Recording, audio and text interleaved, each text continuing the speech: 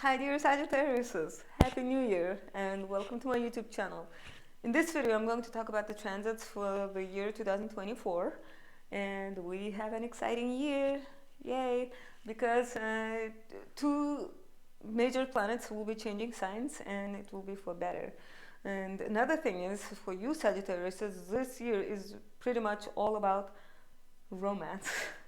Why? Because the North Node is going to be in your fifth house of romance, flirtation, dating, children, creativity, hobbies, all year. And wherever North Nodes are, they bring eclipses to that area. And eclipses are big changes. Okay, so yes, you are going to feel eclipses in the area of fun, romance, creativity, children. And this is going to be for the first time in 18 years. Last time you had this eclipse was in 2005 and 2006. Try to remember what happened to you then, like in terms of like hobby, creativity, romance, children. Perhaps that was like the time when you had your first major romance, like love story. Or maybe it was like the time when you started taking your hobby more seriously. Maybe for some of you that must have been the time when you either had your first children or your children were experiencing like major changes in their lives. Like if you were too young to have kids back then, this year might be the one when you have your first child, because fifth house energy is about children. And then the second good news for you guys in terms of romance is that Jupiter is going to enter your house of relationships in the second half of 2024. Okay, I mean it's going to enter your relationship house on May 25th. Okay, so basically June, starting from June, uh, and and so on. For a year, you're going to have Jupiter in your house of relationships. So, dear Sagittarius, this year is all about romance for you guys. Friendships are going to be like second priority because the South Node is going to be in your house of friendships. Yeah, it doesn't mean you won't have friends. No, it's just your partner, your love life are gonna be receiving your most attention this year. And so, speaking of like the North Node, so the North Node is gonna be in Aries all year, so in your fifth house, and we will have four eclipses this year. Three of them are gonna be in Aries and Libra axis, so your fifth house and 11th house. And one of them is going to be in Pisces. So it's going to be the first eclipse in Pisces in 18 years. Again, try to remember what happened in 2006 and 2007 in terms of the place you live at. Like because Pisces for you is your fourth house, and fourth house represents the place we live at. It's our emotional foundations. It also represents the people we live with, like roommates. It also represents our ancestors, our parents. Okay, so when eclipses happen in that area, it might mean that you either move or buy a house or get a new roommate, or your parents might be experiencing some changes in their lives because of the eclipses. Okay, and but most of the eclipses are going to make you focus on romance and friendships. And then another major thing this year is Pluto. Pluto is going to change signs this year. Um, if you remember, for the past 15 years, Pluto has been in Capricorn. It has been a very slow transit, and this year, Pluto is going to change signs and enter Aquarius. It's always a major event because Pluto is a generational planet. If you think about like life as a stage, right? Then Pluto decorates most of the background of that stage. It kind of sets tone for whatever decade it's in. Okay, so what that means is in 2024 the background is being changed, switching from old Capricorn stuff and decorating it with futuristic Aquarius things, and that's exciting. I think we already felt a glimpse of this transit in the spring of 2023. Pluto entered Aquarius for a couple of months before retrograding back into Capricorn, And so we experienced that. And if you remember, that's when AI, ChatGPT, became like massively used, right? So that's what is coming. Pluto is going to bring changes, transformations into technology, internet. There might be a lot of new gadgets. AI will become much more prominent. Internet might be more regulated, or like there will be some reforms, major reforms. They are coming. And so when Pluto enters that, it will bring that. And so in 2024, Pluto is going to enter Aquarius on January 20th and stay there until September 1st. So on September 1st, Pluto is going to slip back into Capricorn for the last time for a couple of months. And then on November 19th, 2024, Pluto is going to enter Aquarius for good until January 18th, 2044. Can you believe that? 20 years. Yes, Pluto is going to be in Aquarius for 20 years. And Sagittarius, for you, that is your third house. Okay? So for the past 15 years, you hosted Pluto in your house of income, your self-worth, your possessions. Okay? Your how you value yourself. So that those themes were experiencing transformations. It's not like it was happening non-stop for 15 years. No. The good thing about Pluto is that we feel it only when it's making an exact aspect to a planet in your chart. Okay, so if you had planets in Capricorn, then you must have felt those conjunctions. But now Pluto is going to leave your second house and enter the third house. Third house is the house of communication, transportation, short distance travel. It's our siblings, neighbors. Okay, so when Pluto enters your third house, it might mean that your sibling will be more empowered now, because Pluto is power. So wherever Pluto is, it signifies empowerment. So your sibling will be empowered.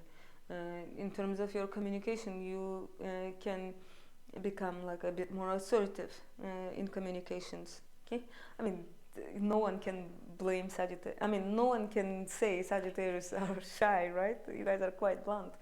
But like Pluto will kind of like sharpen that even further, so to speak. Yeah, and Pluto will transform the way you communicate. That's for sure. But the thing is, it's not going to be like an obvious and day and night kind of difference in your communication by the end of this transit. It's going to be subtle, like yes, slowly but surely. Yeah, let's just put it that way. So that is it for Pluto in Aquarius. And another thing I need to mention about Pluto in Aquarius is that when it's leaving Capricorn, it will be leaving an earth sign, earth element sign Capricorn, and enter air sign Aquarius. And it's gonna feel like a breath of fresh air, because earth element is heavy, right? Have you ever tried lifting a bucket of soil? That stuff is incredibly heavy. So, and air, on the other hand, is weightless. It's very light. So that's why we're gonna feel this ease on a collective level, because Pluto is a generational planet. Okay? So if you think about 2023, we had Jupiter in Aquarius, Jupiter in Taurus, Uranus in Taurus, Pluto in Capricorn. Those are heavy, earthy energies. Yeah, so we were burdened with materialistic words like resources. People are fighting over land, literally, in the Middle East, like over land. So, like, how obvious is it? So in 2024, we're gonna slowly transition into more objective thinking. Okay, we're gonna come out of this overly realistic, pessimistic mindset, which is like earth element. Earth element people are very realistic and thus pessimistic. But when Pluto enters an air sign, we can like detach ourselves from the problems. Air element is very detached, so we can look at whatever problems we have objectively. We can think analytically, scientifically. Okay, like we will gain some clarity, and I very much look forward to that. Now, it's not the last good news, because there is another planet that's also going to switch from earth element to air element, and that is Jupiter. And on top of all that, as soon as Jupiter leaves Taurus and enters Gemini, it's going to make a trine aspect to Pluto. So we're going to feel the blessings of Jupiter on a generational, like a collective level because of Pluto. And that's exciting. And so, before I forget it, remember the first half of 2024, Jupiter is going to be in Taurus, Earth element sign. So it's going to be in your sixth house of work, routine, health, pets. Okay, so those things are receiving the blessings of Jupiter. Maybe you have like more work than usual around this time and stuff. But then on May 26th, Jupiter is going to enter Gemini, your relationships. So all the blessings from work and stuff are going to shift to your relationships. Yes, expansive energy in your relationships. And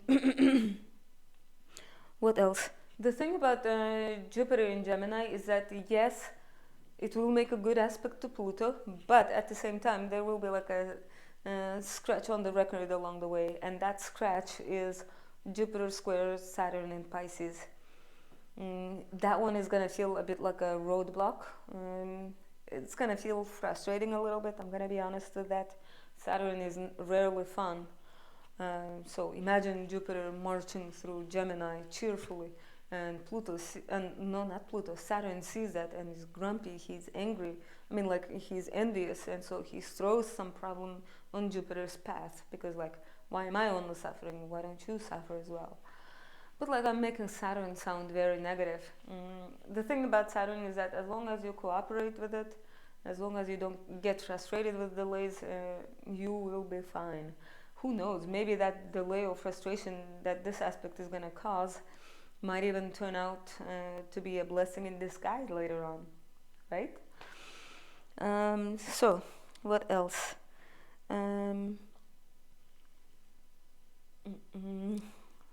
This year we don't have Venus retrograde. Yes, because Venus retrograde causes financial or love difficulties, and thankfully in 2024 we don't have that. I mean, we have another retrograde that is unpleasant, and that is Mars retrograde, but thankfully it's not gonna start until like the very end of the year. It's gonna start retrograding in Leo on December 6th, and it's gonna finish retrograding in Cancer on February 23rd, 2025. Yeah, so we don't have to worry about Mars retrograde until the very end of the year. And what else am I forgetting to mention? I think I mentioned the eclipses, Mercury retrogrades, Jupiter. Yeah, so this year the outer planets, like so Pluto is going to change signs, but Neptune and Uranus are going to be in the signs that they are in right now all year. Okay, so Neptune is going to be in Pisces until January 26, 2026, and Uranus is going to be in Taurus until like May 2026. Yeah, so we still have 2 more years of those planets. But thankfully Pluto is changing signs, and Jupiter, that's like lighter energy. Saturn this year is going to be in Pisces all year, and dear Sagittarius, they are Saturn is in your 4th house. Okay, so either you're going to feel either restricted in your home, or like might feel cold at home, or might have to move to a smaller apartment. Yeah, because Saturn restricts, makes things smaller. Okay. And so this is pretty much it for 2024, dear Sagittarius. I hope you guys have a wonderful, love-filled year and fun year. Okay, and if you like this video, please subscribe.